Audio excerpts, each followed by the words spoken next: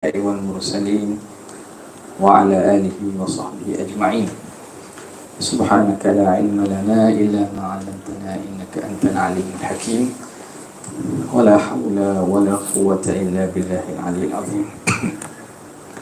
رب اشرح لي صدري ويسر لي أمري واحلل عقدة من لساني يفقهوا قولي وسدد لساني واهد قلبي بحق سيدنا محمد صلى الله عليه وسلم. اللهم ألهمنا بالعلم وزينا بالحلم وأكرمنا بالتقوى وجملنا بالعافية. اللهم أخرجنا من ظلمات الوهم وأكرمنا بنور الفهم وافتح علينا بمعرفة العلم وحسن أخلاقنا بالحلم وجعلنا ممن يستمعون القول فيتبعون أحسنه والحمد لله رب العالمين. Alhamdulillah, bersyukur kita panjatkan kehadirat Allah Subhanahu wa ta'ala yang masih mengizinkan kita dan memberi taufik untuk kita berada pada malam ini bagi meneruskan lagi daripada kitab Pati Faridah ini karangan Haji Ni Abdullah Al-Jambui, di mana kita sampai pada perbincangan berkaitan dengan sahabat Nabi, Afdalus Sahabah. Jadi kenapa perbincangan sahabat ini dibincangkan? Daripada rukun iman yang 6 tu tidak disebut pun tentang sahabat. Tapi ulama ahli sunnah wal jamaah bila melihat bahawa apabila Islam ini diancam oleh ajaran-ajaran yang menyeleweng daripada ahli sunnah wal jamaah, Syiah, Rafidah, golongan Nawasib, Nasibah, Nawasib yang memerangi Ahli Bait, dan golongan-golongan lain yang tidak mengikut peninggalan Nabi dan juga apa yang dibawa oleh para sahabat ridwanullah alaihim.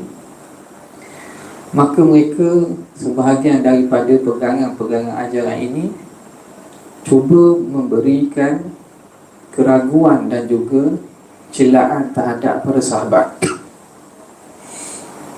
Maka ulama melihat bahawa celaan kepada sahabat ini dia ada kesan kepada agama. Kerana apa?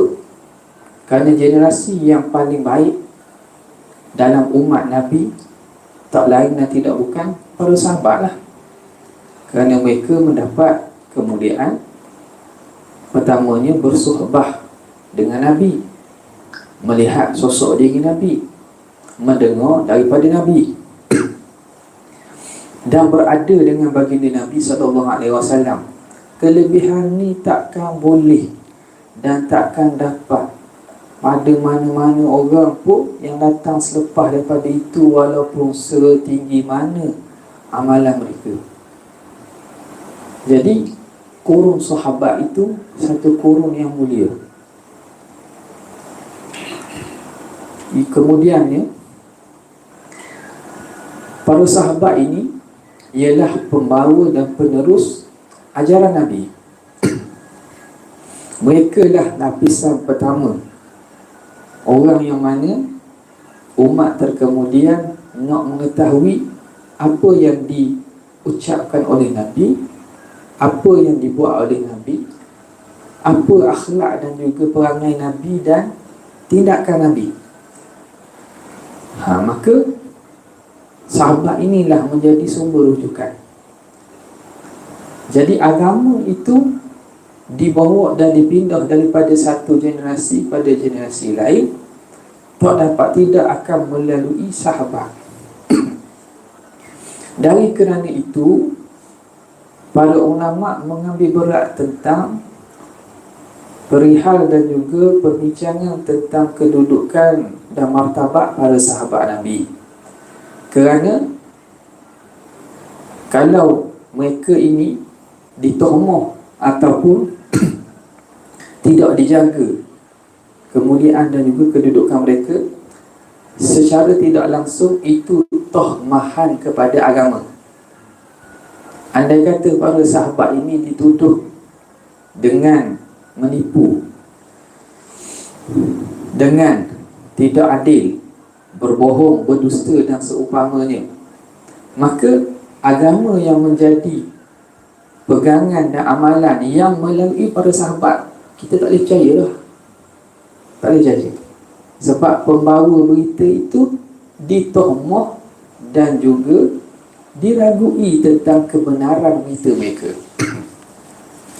Sebab itu dalam hadis yang banyak, baginda Nabi SAW memberi peringatan kepada umat-umat yang akan datang. Iyyakum wa ashabi, hendaklah kamu jaga hak sahabat-sahabatku. Jaga kedudukan sahabatku. Nabi sebut, law anna ahadakum anfaqa mithla uhudin dhahaban lam yablugh mudda ahadihim wala nasifahu. Andai kata salah seorang kamu yang bukan sahabat bersedekah emas sebesar bukit Uhud sekalipun, tak mampu mereka akan sampai, tak akan sama pahala dengan sahabat yang sedekah satu cupuk ataupun setengah cupuk. Apatah lagi Allah Subhanahu wa ta'ala dengan jelas dalam Al-Quran menyebut darjat mereka dengan Allah redha, radhiyallahu anhum wa radu an. Allah Ta'ala redha, laqad radiyallahu 'anil mu'minina idh yubay'unaka tahta asy-syajarah. Cerita tentang sahabat yang berbaiat dengan Nabi di bai'atul ridwan. Walladzina tabawwa'u ad-dara wal imana min qablihim yuhibbuna man hajara ilaihim. Cerita tentang orang Ansar. Dan banyak lagi ayat-ayat yang mana Allah menyebut tentang kelebihan sahabat ni. Jadi melihat kepada kepentingan tentang kefahaman kedudukan sahabat ini, kerana dia berkait secara langsung dengan agama yang menjadi pegangan dan juga kefahaman yang dibawa sampai pada kita ni, maka para ulama akidah memasukkan perbincangan tentang sahabat ini dalam kitab-kitab akidah. Yang jelasnya ialah untuk menolak golongan-golongan Syiah yang menuduh dan juga mentahmah sahabat selain daripada ahli bait, dan juga golongan Nawasib, ini lawan bagi Syiah pula, yang mana membenci ahlul bait. Jadi ada ekstrim daripada dua-dua belah pihak. Ekstrim daripada pihak yang melampau dengan mereka dakwa mencintai keluarga Nabi, dan golongan yang ekstrim melampau mencela keluarga Nabi. Maka ulama pun bincang tentang para sahabat. Kata pengarang rahimahullahu ta'ala, qala al-mu'allif rahimahullah wa nafa'ana bihi wa bi'ulumihi fid darain amin. Afdalu sahabah, sahabat yang afdal. Jadi antara sahabat ni pula dia ada kedudukan dia. Mereka semua tidak sama daripada kedudukan dan kemuliaan. Dan afdal segala sahabat ialah Sayyidina Abu Bakar. Sayyidina Abu Bakar ni lah, atas pandangan ni, ambil pandangan yang paling kuat lah ni. Dari segi kemuliaan tu mengikut kepada turutan khilafah.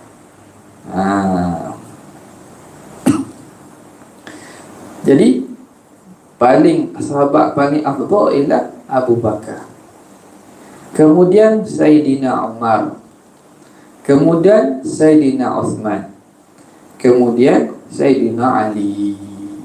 Nampak? Mengikut aturan khalifah pengganti Nabi. Khalifah tu pengganti dah lah. Khalifah tu bahasa Arab maknanya pengganti.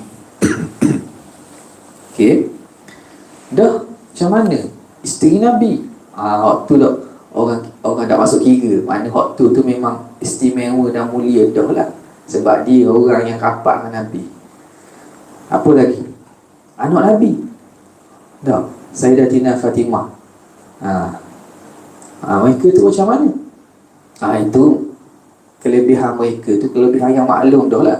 Cuma ni di antara sahabat-sahabat lain tu, yang mana kedudukannya afdalnya dahulu kemudian ni, sebagaimana yang disebut ni.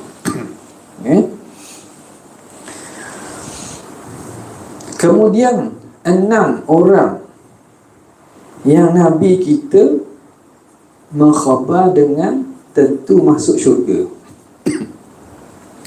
Jadi tadi 4 dah, tambah 6 orang lagi. Yang ni dikenali dengan 10 orang yang dijamin syurga. Asyarah mubasysyirina bil jannah, 10 orang yang dijamin syurga. Dah orang lain, ada sahabat yang Nabi jamin syurga. Uqasyah, dah Sayyidatina Fatimah. Siapa lagi? Banyak lagi sahabat Nabi jamin syurga. 10 orang. Kenapa 10 ni? Kerana 10 ni sebut dalam satu hadis. Jadi sahabat-sahabat lain ada Nabi jaminkan syurga, tapi dalam hadis yang berbeza. Jangan kata 10 ni je, orang lain tu tak ada jaminan. Tak. Ada sebahagian sahabat yang Nabi jamin di syurga dalam peristiwa-peristiwa yang berbeza, hadis yang berbeza. Dah kenapa disebut 10? Kerana 10 ni ada keistimewaan sebab Nabi sebut ramai sekaligus dalam satu hadis. Macam kita bandingan ni macam Asma'ullah Al-Husna. Nama Allah 99 tu. Adakah nama Allah 99 saja? Jawapannya tak. Nama Allah lebih daripada 99. Dan kenapa kita kenal nama Tuhan tu 99 je? Kerana 99 itu Nabi sebut sekaligus dalam satu hadis. Inna lillahi ta'ala 99 asman mi'atan illa wahidah. Bagi Allah Ta'ala ada 99 nama, 100 kecuali satu. Lepas tu Nabi pun bilang satu. Nabi sebut se. Jadi masyhur lah bahawa nama Tuhan 99. Kenapa? Kerana ada kelebihan dalam hadis itu, man ahsaha dakhala jannah. Sebab itu hadis ini dan juga nas-nas dalam syariat ni dikena lihat secara bahasa moden, dia panggil holistik. Bukan tengok saja, tengok secara menyeluruh. Barulah kefahaman tu jadi kefahaman yang benar. Kalau kita tengok saja, boleh jadi kita kata nama Tuhan 99. Siapa kata ada lebih, salah. Apa tak?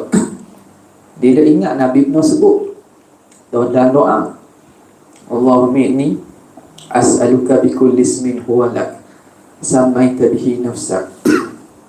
Ya Allah, aku minta kepada Engkau dengan setiap nama yang Engkau namakan diri kamu, au anzaltahu fi kitabik, atau kamu turunkan dalam kitab kamu, au 'allamtahu ahadan min khalqik,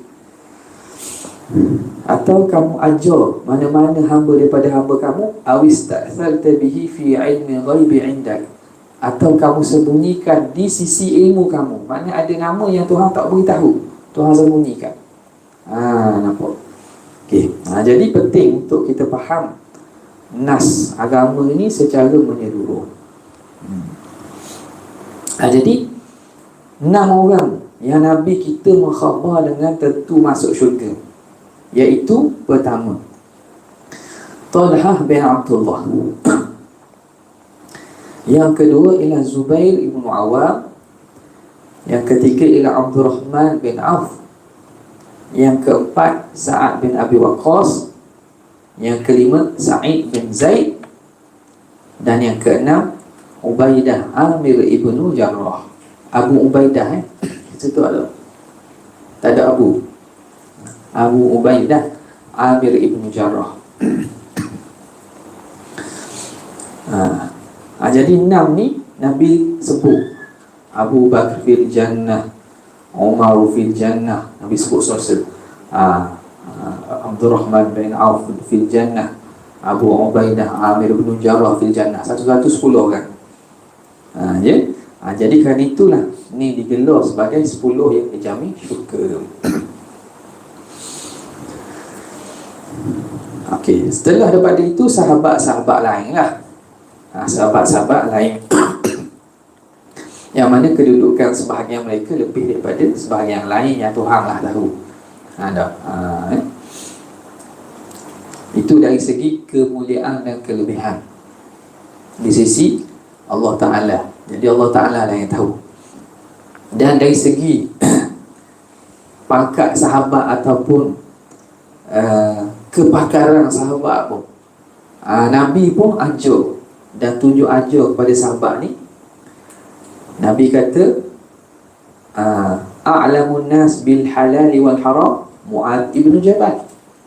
Orang yang paling tahu hukum halal haram Mu'adz bin Jabal. Jadi Nabi letak speciality kepakaran sahabat-sahabat ni supaya apa? Supaya orang jadikan sumber rujukan yang betul. Walaupun sahabat Nabi ramai. Jadi orang dalam masalah hukum, orang tanya sahabat-sahabat yang fuqaha sahabat, sahabat-sahabat yang faqih. Sahabat-sahabat yang faqih. Afradukum Zaid. Nabi kata orang paling pandai dalam ilmu faraid Zaid. Jadi nak tanya buat faraid, Nabi tunjuk dah. Pergi orang ni. Itu sebenarnya jadi panduan kepada kita umat. Bila kita nak tahu hukum akal, kena tanya orang tu lah. Tanya hukum akal kepada ahli sejarah. Ahli sejarah yang tak tahu hukum akal lah. Jadi kalau dia maknanya langgar prinsip ataupun langgar kaedah, dia jawab jugalah. Takut tak jawab kata tak erti. Kata tak tahu. Tapi jawab tak kena.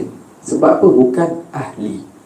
Tu perlunya pengkhususan bagi setiap daripada bidang-bidang ni. Okey. Kemudian tabi'un. Tabi'i jamak tabi'un. Siapa ni? Makna pada bahasa ialah tabi' ni pengikut. Yang dimaksudkan di sini yang berjumpa dengan sahabat. Jadi lepas daripada kurun sahabat, yang afdal di kalangan umat Nabi ialah kurun tabi'i. Makna yang dang dengan sahabat.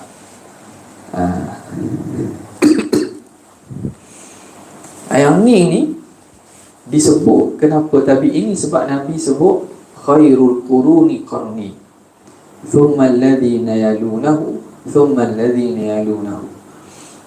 Sebaik-baik kurun ialah kurun aku, kemudian orang selepasnya, kemudian orang selepasnya.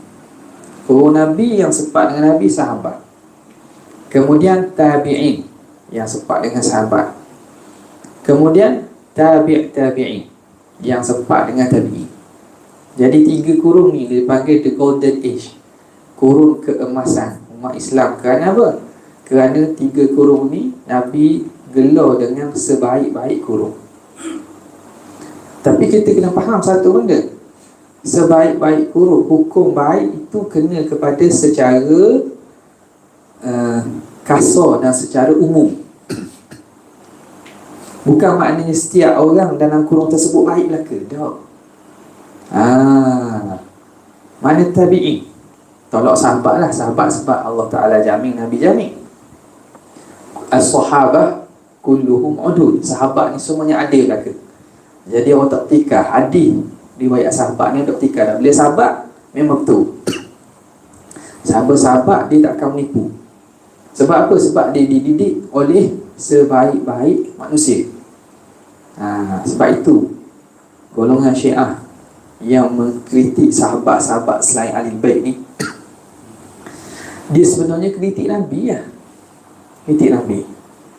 Dia kata sahabat-sahabat selain daripada keluarga Nabi ni, Ahlul Bait ni, semuanya berdusta dan juga berpakat untuk menjatuhkan Nabi dan keluarga Nabi, dan untuk rampah pemerintahan untuk ikrar kepada Nabi. Secara tidak langsung dia tuduh bahawa Nabi ni seorang pendidik yang tidak berjaya. Sebab tolak daripada keluarga Nabi yang mereka bilang sebagai maksum tu ramai sahabat. Jadi seramai-ramai sahabat tak berjaya belaka, Nabi sikit saja yang Nabi berjaya. Jadi kalau dari segi dunia ni, maknanya pendidik tak berjaya tak? Ada. Jadi pendidik yang berjaya maknanya pelajar-pelajar, orang bawah didikan dia jadi ramai, makna dia berjaya lah, dia didik dengan baik. Jadi yang tuduh sedemikian sebenarnya dia dituduh Nabi SAW. Jadi di sini kurun 3 ni dipanggil kurun keemasan kerana melihat secara umum. Bukan seorang-seorang. Kita tak mafi dalam kurun tabi'in. Kurun tabi'in ni ajaran sesat pun ada. Dalam tu Syiah pun ada, Khawarij pun ada dalam tu. Golongan Khawarij yang sepak dengan Sayyidina Ali, mereka tu tabi'in lah. Nampak tak? Tabi'in. Tapi mereka menentang Sayyidina Ali. Jadi mana ni? Tabi'in yakni yang berjumpa dengan sahabat. Kemudian orang kurun tabi'un.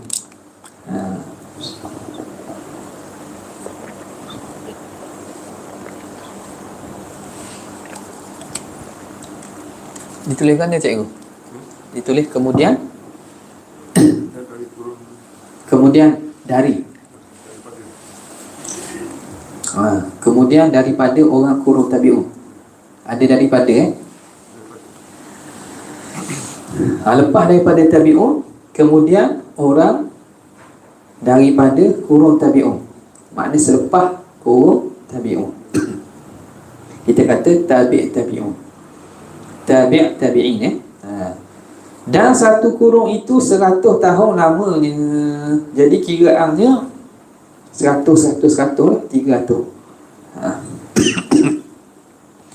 Jadi yang hidup dalam kurung 300 awal ni, dia termasuk daripada kurung terbaik. Kemudian orang kurung kemudian daripada kurung tabi'un. Lepas tu orang lepas daripada kurung tabi'un lah pula, tabi'un. Tadi tabi'un lah. Kemudian sekurun hingga sekarang. Jadi kalau kiranya kau lama, semakin dahulu semakin baiklah. Semakin dahulu semakin baik. Semakin kemudian semakin rosak umat dari segi umum. Sebab apa? Sebab jauh daripada sumber asal ajaran Islam dan ajaran agama. Okey. Jahil lebih anbiya atas malaikat.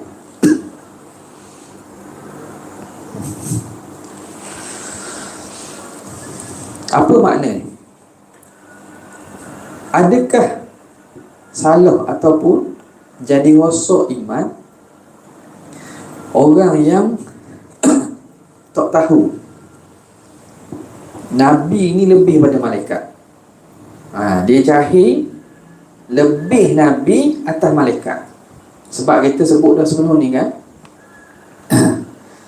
yang paling afdal para Nabi, kemudian malaikat. Lepas tu setelah pada malaikat barulah sahabat. Gitu kedudukan dia.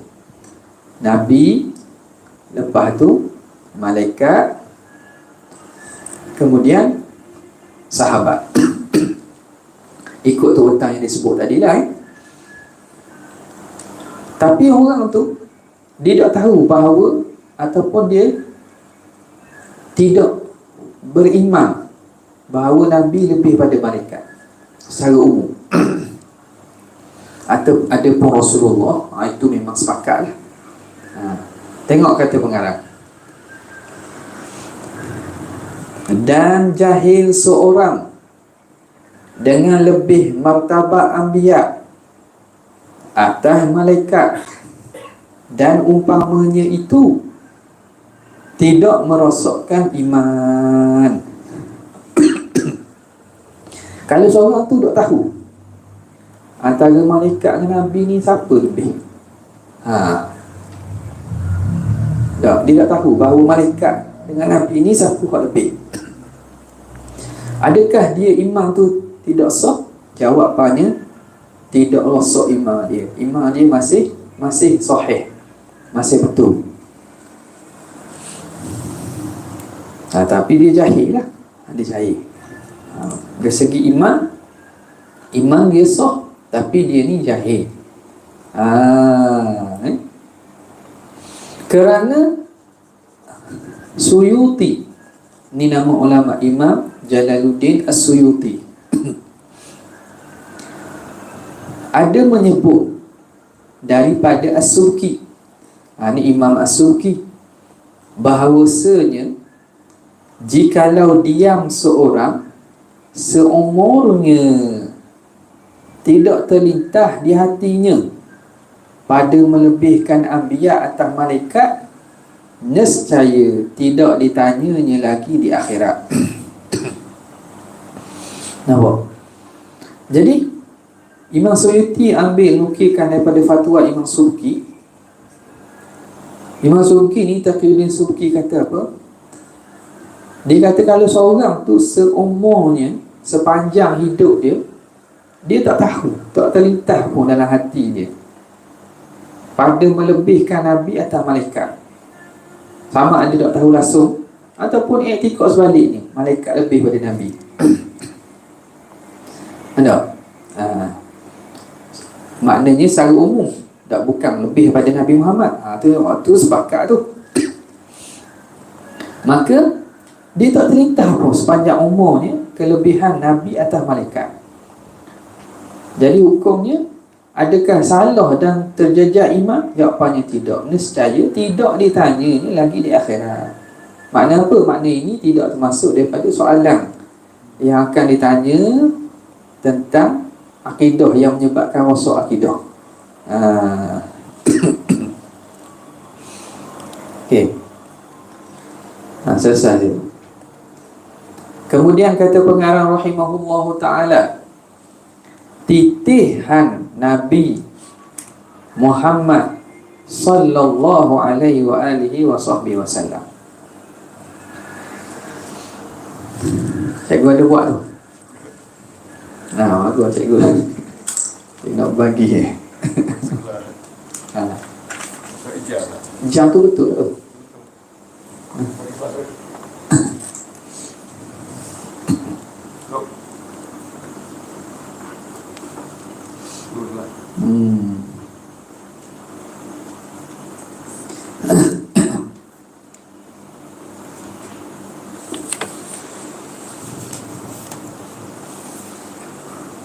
Ni ambil mana ni?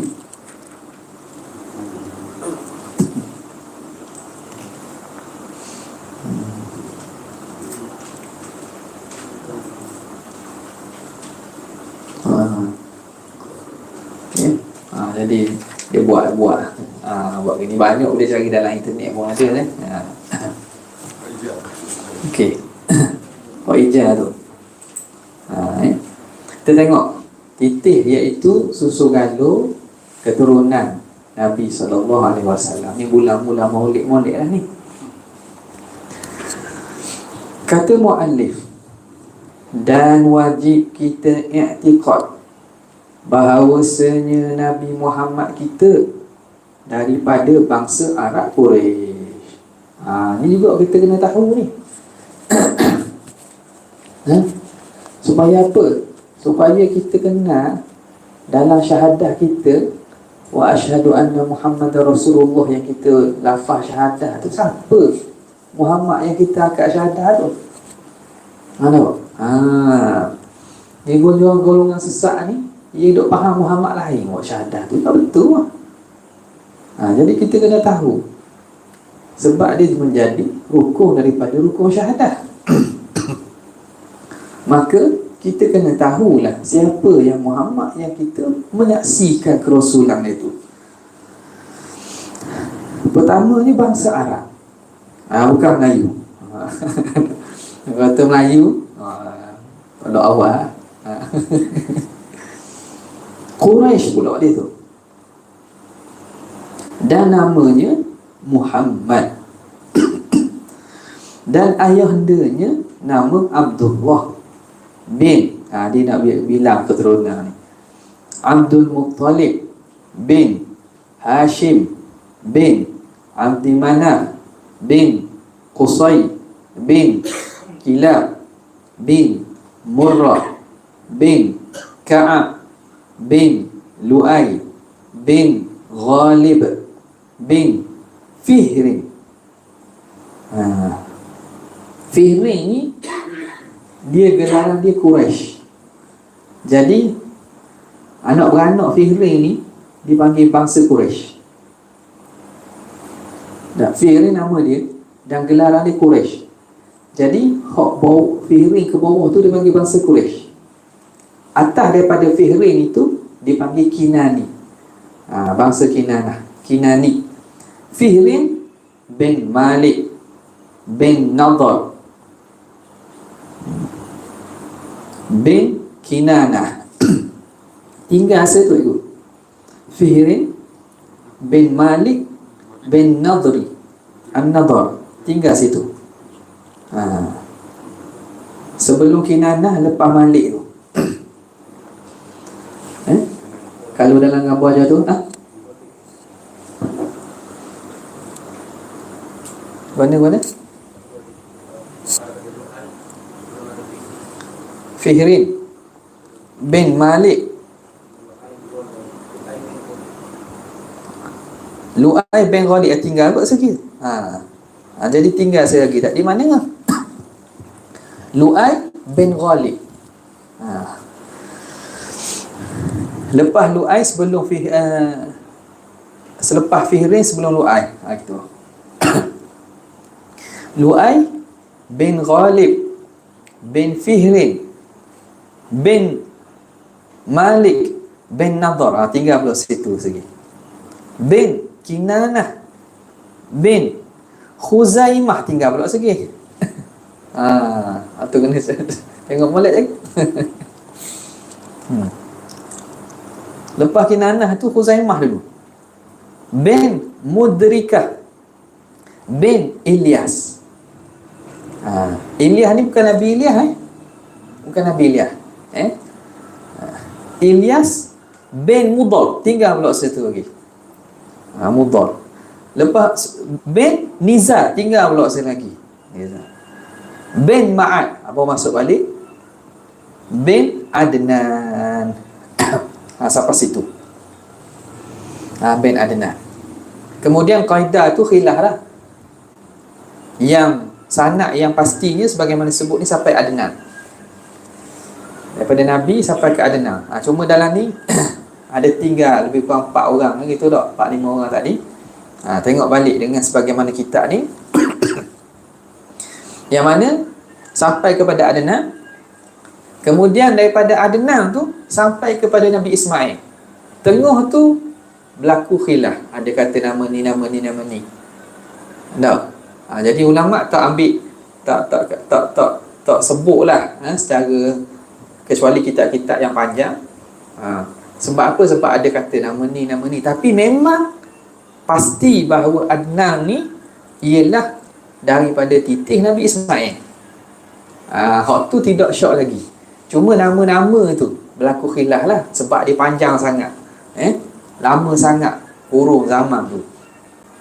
Tapi daripada Adnan memang sampai kepada ila Zabihi Ismail.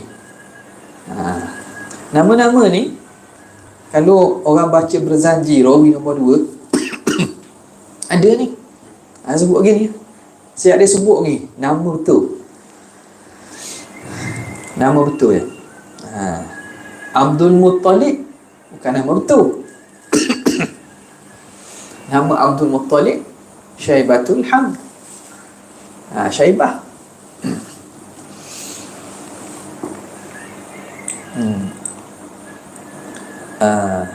Hashim, Abdul Manaf, ada Qusay, Kilab. Dalam sebahagian nama tu bukan nama betul tapi nama gelaran.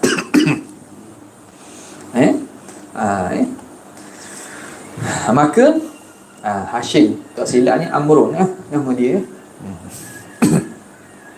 Cuma nama-nama ini sepakatlah sampai kepada Adnan. Kemudian daripada Adnan sampai kepada Nabi Ismail alaihissalam. Jadi insya-Allah kita akan tengok kemulalah berkaitan dengan keturunan ni pada kuliah yang akan datang. Sekadar itu saja untuk kali ini. Billahi taufiq wa hidayah. Assalamualaikum warahmatullahi wabarakatuh.